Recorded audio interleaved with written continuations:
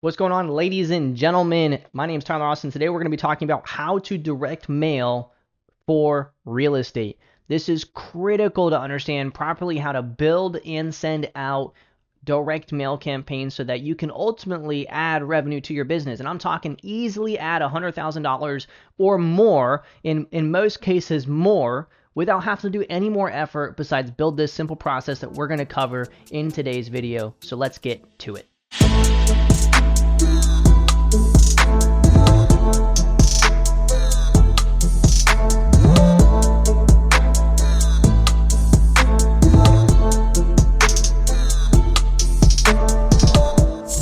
Like I said, we're going to be showing how to add easily 100K in volume revenue using direct mail. All right, in order to do this, we want to talk about how to choose an audience. I want to make sure that you understand who is it that you need to send mail to. I want to make sure you understand how to create a process to where you can streamline this and do it day in and day out without having to slip backwards because you didn't know exactly what to do today or who to mail today or who to remail and so on and so forth. We'll get into it.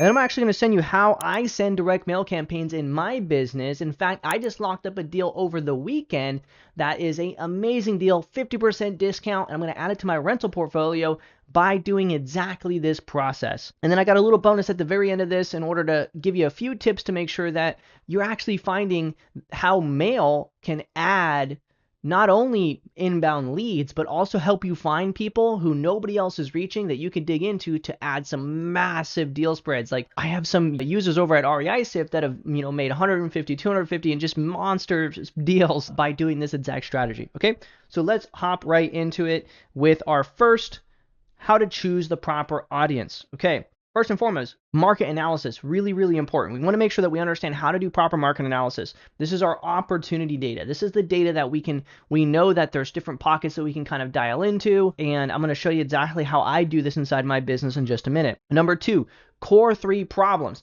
This is our money, time, and death related data. This is the stuff that really truly you can build consistent volume off of, and it will never go away, right? Because these things always happen. People always have money problems. People always get stuck in time constraints that require help, and people always pass away. This is the sad truth. And sometimes those are all in one, right? When we talk about, probate type deals, there's time associated and there's money associated because there's cost to do probate. There's a potential mortgage in place and so on and so forth. And so you want to build consistency in core 3 problems. The best place to get that data set is going to be directly from your county, but there's some other tools that you can use as well. And then number 3 is going to be our unique list. This is stuff that's from the byproduct of your marketing. This is the stuff that nobody else can buy anywhere else. It is the lists that are built from you doing other strategies in your business like outbound cold calling or things like that, which allow you ultimately to build some really awesome direct mail lists. We have a user actually over at REISIF. I'm going to mention that a few times in this because this is the tool that I use to do my direct mail with. But they sent a direct mail campaign at the end of October. I believe it was October 27th. And then they locked up a deal November 11th from that campaign by mailing one of these lists right here. In fact, they actually locked up 2 contracts. It only cost them $156 for that mail campaign, but it was a very targeted list. Really, really important. But you can't do any of these things if you first don't understand kind of who you originally are targeting to begin with in your marketing channels. This is one of the resources that I do in the War Group called a competitor radar. And essentially what we're doing here is we're taking and we're finding properties that have sold recently, ideally from other wholesalers or flippers, flipped properties. And then we're finding their sold reasoning, and we're kind of pairing these 2 things together here. And as we're doing that, we try to find as many properties as we can, ideally in the last 90 days to 6 months. And we're going to average out the year that the properties were built, how long they were owned, how many beds and baths they were, and what was the square footage. And typically this looks something like this. So I want properties that were between the years, say 1930 and 90, right? In fact, a more realistic, let's do a realistic one that I would pull in my market here in Florida. I would do something like 1950 to 2010 would be probably the range, depending on the community that I'm farming. Age of ownership is probably going to be 15 or more years. It's going to be between 2 and 3 bedrooms and 1 and 2 bathrooms. And then the square footage is going to be typically around 900 to 1750 square foot. It's going to be the most common.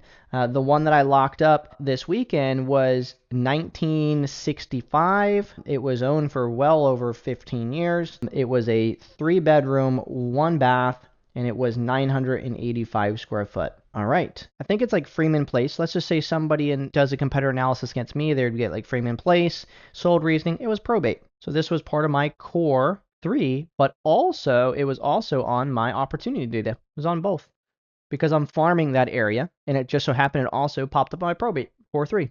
Okay.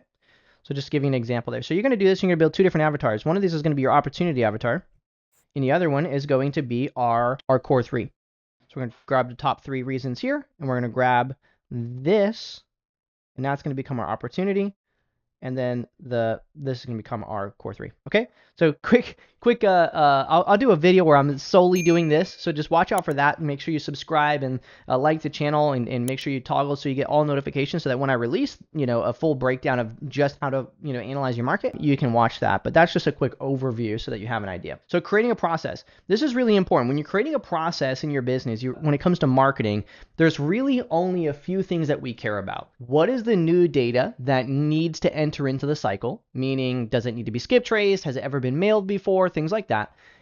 Number 2, what is the stuff that's ready to be sent for marketing? Okay, so with stuff that we're skip tracing, it would be what has been skip traced and has phone numbers. That's ready to go for marketing. With direct mail, it's what have I uploaded that doesn't have any mail attempts and doesn't have a vacant mailing address and meets our criteria, and it's ready for mail. Mail is much simpler than cold calling. Okay, and then what needs marketed again? So what has already been sent mail and a certain time period has lapsed to where now I want to send my next attempt.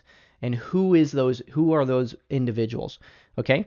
And then number 3, who are the people that I have marketed to that I haven't got in contact with, or a certain criteria has presented itself to where now I need to do something else with those individuals. Okay. With direct mail, a really popular one here is going to be return mail, right? Who are the people that I've had return mail happen, and so now I know I can't send mail to those people? Or who are the people that had vacant mailing addresses? Okay, I can't send mail to those people either. What strategy am I going to use now so I can be omnipresent? Okay. And then the next thing is going to be frequency. What frequency do I need to make sure that I'm following up with these individuals and keeping in front of them so that I make sure that I'm the one that sees the opportunity? Okay, so we have those here, right? We have new data needing mail, what needs mailed again, return mail and undeliverables, and then the frequency, right? We want to make sure that we dial a process in, and I'm going to show you how in the tool that I use to send direct mail, how I have this dialed in to where I know every Tuesday I select my records, I send mail. At the start of every month, I select a filter, and those records are there, and I send mail to them. It's very, very dialed in, okay? And I'm going to show you that. All right, so sending campaigns. What do we need to be able to send a campaign? Well, the first thing that we need is we need to be able to create or choose a type of template.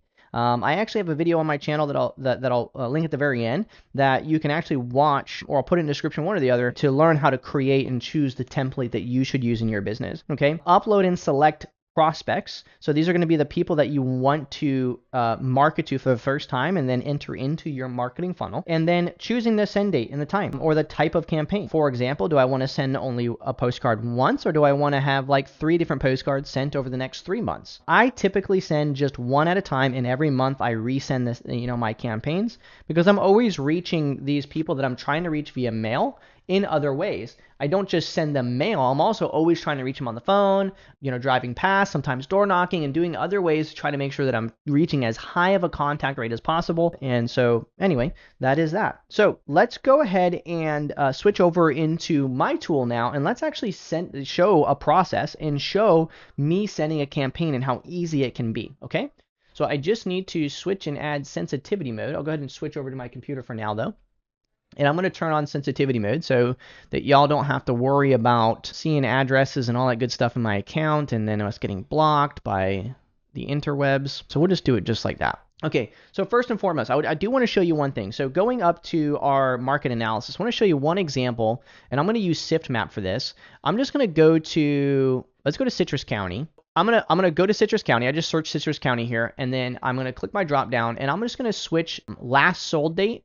I'm going to go back to January of this year, and I just want to see where's there a pocket that I may be interested in? So I'm gonna click apply. And what's really cool is I can see pockets. You see how I have a 27 here? I have a 17 here. Now we're only showing on the map 250 properties at a time, but there's 12,000 properties here. Let's narrow this down to single family townhouses and mobile homes and click apply. So we get rid of any land or anything else. Okay, and now you can kind of see how these pockets consolidate here. And I see 14 right here, 15 here. And if I zoom in a little bit, it's going to kind of give me a little bit more here even. And I'm going to zoom in over here. And I just want to kind of see if I get anything that pops up. I can see that there's an 11 here, there's a 17 here, okay? And so this 11, I want to look at those, and this 17 is really interesting to me too, right? So I can kind of zoom into that, and I can look to see what type of properties are selling there. I can look to see, okay, there's stuff that's sold in the last year. Is there anything that's already listed and it's sold? Because if that's the case, then that would mean that potentially those properties are being flipped, right? So I can do that, and I can just take a look at some of these properties and then look at the history, and I can see, you know, who the owner was, and I can basically look to see, is this a flip? Did someone buy it? Look, they bought this for $82,000 in May, and it's already for sale at $250,000. So this is a flip, and so this is where I can start doing that market analysis and building out that list that we're talking about. And this is the same thing. This was sold for $150,000 in June. It's already listed for $189,000. So someone's trying to do a quick flip on it. This one sold for $200,000 in July. It's listed for $219,000. That's a much smaller margin right there. But essentially, I can just kind of try to find what's moving and selling in the market and use that to build the list that I'm going to buy. And then all I would do is I just clear my filters out, and I could just draw a polygon on this area right here, for example. And I'll just filter then by single family residences, and I'll just narrow it down to properties that were owned for, say, more than 10 years, okay, that are, you know, 3-bed, 2-baths, for example, okay, and then I'll select it, boom, select all those properties, add them to my account, and boom, I have records now that I can farm, okay? So I just want to show that as an example. That's what I do to farm different little markets and areas and find that opportunity data, okay? So let's now move to our records, and let's just say I added that new data to my account, right? Now I'm going to go into my process. That process is really simple. I'm going to click Filter Records, Load More, and in my business, I basically have a filter here where I can click on this filter here. It stands for First to Market. This is for my Core 3 data. And I can click on my Send Mail. This is looking at all of my properties that are on the list that I focus on, okay, that don't have a property status, meaning we've never reached them before. It's not return mail. It has no direct mail attempts, and it's not a vacant mailing address. I click Apply on here, and boom, right away I have 26 properties that I know I need to send mail to. So all I'm going to do is select those, and now we're just going to transition right into the, you know, how to actually create the campaign. I'm going to send to direct mail. But first I want to show you about templates. I could do it from here, but I'm going to click on my direct mail tab instead. I'm going to click on Mail Designs, and I can basically come in here and just click Create Mail Design, and I could create a template based around, I'm just going to draw something in here and click Next. Based around whatever my business is, I can choose one of these common templates here. Maybe I just want to use like this really simple template here. I could do that and use this as my template. I can just click Save and use this one, okay? This one here is a really simple template. There's nothing extravagant about it, but simple works a lot of times, okay? So basically you just choose a template, whichever one you would want. There's this one here as well. There's a few different templates available, okay? So choose a template, or you can create a custom template. Like this is my 100% custom template that I send in my business. I really like it, and I always use this one as my first attempt on all properties, okay? So I'm gonna click Cancel on that. And what I'm going to do is I'm going to click Mail Campaigns here. I'm going to create a new campaign, and then I'm just going to click on my Filter Records. And again, all I got to do is click on that filter that I already had in place and click Send Mail, click Apply, select my properties, and then click Next. And then I'll name my campaign First to Market. I think we're week 49 of the year, so I'll do week 49, 2024. You don't have to really know anything about that. That's the name I use in my campaign. I'm gonna select that template. I have my resolution like high on my monitor right now, so everything seems a little bit smaller than it normally would. But I can zoom my screen in to make it easier for y'all. So I can click Save Mailer, and then I have my campaign. I'll send ASAP. I'll select my checkboxes here, and then I'll click Start Campaign. And what's really amazing is because everything's preset for me, I already have it all set up. I've learned it once, and since I've learned it, now it's just like clockwork. I'll click Start Campaign, and this will go out there, and now mail's going to get sent as soon as possible to those records. Okay. So at the start of the month now, I'm going to have people, here that are going to need mail. And so I'll select load and then click on my first to market, and I'll click on my rehash campaign. This is looking at the same exact, filter, except for I'm saying, hey, you already have a mail attempt, and I want everybody who the last mail attempt was between these dates. So November 2nd and November of 2024 and November 2nd of 2023.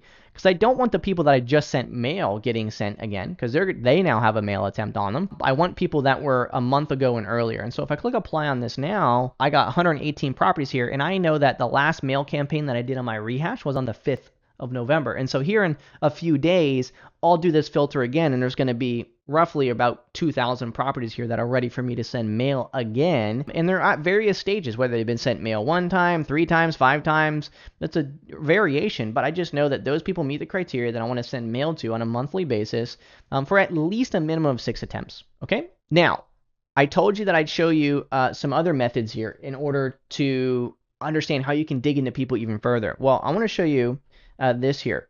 This is what I want to make sure that you guys implement in your business. Some important tips here. A training manual is so key. I want you to go through and I want you to set up a process in your business and use a training manual to document what exactly needs to be done. Where do you get your data from? How do you add it to, to wherever you're doing, whether it be a Google Sheet or, if you're, want to be an OG, someone who really knows what they're doing, then you can sign up for REI Sift and use that as a data management platform and marketing platform to do this for you and define that process and repeat it. But wherever it is, you got to have a training manual. Okay.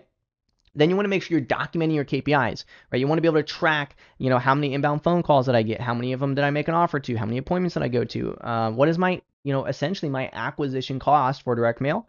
And then you really want to make sure you focus on return mail for big money. And so I'm going to show you an example here on my account, and I'm just going to filter by a couple things. I'm going to do last mail status, and I'm just going to do the last mail status as return. See, REI Sift, it automatically updates the return status. So if I click apply, okay, here's some properties that have a return mail status, and I see this one's, doesn't have a status at all on. So let's look at that one, and let's just see. This was a probate deal that we ain't ever got in contact with. So let's just, I'm not going to open up on Zillow because I don't want it to mess up and not work for us, but let's just search it on Sift Map here. Even though we're going to search it, kind of an address here, hopefully it'll not get too angry on us here. It'll be blurred out some. So we can see this property hasn't sold yet. It was bought in 2022 though for $125,000. And so maybe I need to get in contact. They tried to list it for $199,000 in 2022. Well, if we open this back up in Sift, I bet you that's probably around the time that maybe somebody potentially, passed away. So let's actually go back to the record and let's see, when did I add this to my account? September 15th, 2022. So they probably sold this property actually. I'm going to check afterwards, but if this did sold, it's all because I never processed the return mail. Really, really key, and there's a lot of money in the return mail. So you got to make sure you focus on it. You can see these 2 properties I found that I sold as well. And then I have a lot more data before REI Sift updated return mail automatically. We also have tags for return mail.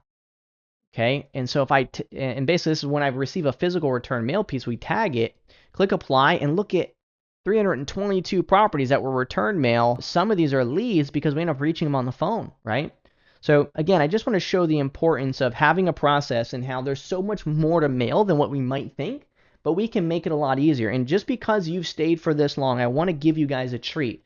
In the description below, I actually have a default training manual that is a framework that you can go ahead and plug some information in. And then I also, inside of there, in that training manual, at the bottom, there's a link to a KPI tracker and direct mail projector that you can put information into, okay? And it's going to pipe out and tell you how much you could make from direct mail. And you can also use it to then track your KPIs after the fact, and it's yours for absolutely free. So check that out if you'd like that resource. It's in the description below. Don't forget, subscribe, like. If you have any questions at all about this, please put it in the comments below. Ask some questions because I know I'm not going into like every single step because this will be an hour-long video. But I want to give you enough, and then if you want more information, of course, just reach out. Okay? So check the link in the description below. Get that free resource, and if you need anything whatsoever, let me know. But I appreciate your time this evening, today, this morning, whenever you're watching this video, and I'll see you guys in the next one. See ya.